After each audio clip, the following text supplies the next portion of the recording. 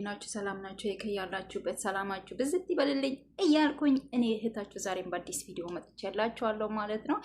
እንግዲህ ዛሬም ሩታ አገሩ ሰላም በሰላም አሸወይና ባሸወይና ይሁን ብላ እንግዲህ እርቅ በእርቅ እያረገችው ነው። መድረኩ አልተቻለችም አልቋችሁ፣ ሩታዬ አልተቻለችም። ሲሪየስ ማለት ነው።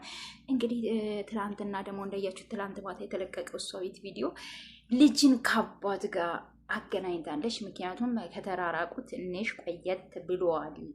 አብሬሽ መጥቶ እቤት ካየው ልጁን ቆየት ብለዋል። በፊት እየመጣ ያየው ነበረ።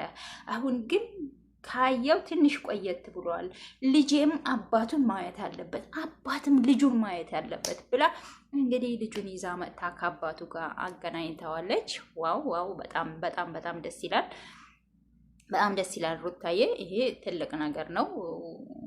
ምደግፈው ነገር ነው። በነገራችን ላይ አባትና እናት ቢለያይም ቢራራቅም ልጅ የአባትም የእናትም ፍቅር ማግኘት አለበት። በሁለታችሁ መሀል ላይ የተፈጠረ ነገር ልጅ ምንም አያገባውም። ልጅ ግን ሁለቱም በቃ የሁለቱም የአባትም የእናትም ፍቅር ማግኘት አለበት። ብዙ ጊዜ ሀገራችን ላይ ኢትዮጵያ ላይ ይሄ ነገር አልተለመደም። እናትና አባት ከተለያዩ ያው አባት የበደለው ነገር ለልጅ እየተነገረ ልጅ አባቱን እንዲጠላ በእናትም በአባትም ሳይድ ከሆነ እንደዛ ይሄ ልጅ መሀል ላይ መግባት የሌለበት ነገር ነው። ሲሪየስ ማለት ነው። ምክንያቱም ይህ የሁለታችሁ ጉዳይና ጉዳይ ብቻ ነው ማለት ነው። ልጅ እዚህ መሀል ላይ አይመለከተውም።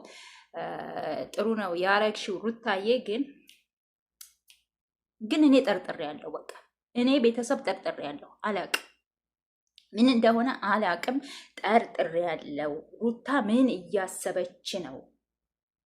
ወይስ ትንሽ ቆይተው ታርቀናል በቃ ተስማማን ሩታ ተስተካከላለች ብሎ አብርሽ ወይስ ወደ ሩታ አብረው ሊመጡ ፈልገው ነው? ወይስ ደግሞ ሩታ የጠነሰሰችው ሴራ አለ? እኔ ማመን አልቻልኩም። ቤተሰብ እኔ አላቅም። ወደዳችሁም ጠላችሁም እኔ የሩታ አካሄድ አላማረኝም። የምታደርገው ነገር እኮ ያስጠላል አይደለም? በጣም ደስ ይላል። በጣም ነው ደስ የሚለው። ግን እኔ አምኜ መቀበል አልቻልኩም። ሩታ ላይ የሆነ ሴራ አለ ብዬ እየጠረጠርኩ ነው። ጠርጥር ያልጠረጠረ ተመነጠረ ይባላል እኮ ሀገራችን እና ጠርጥር ያለው።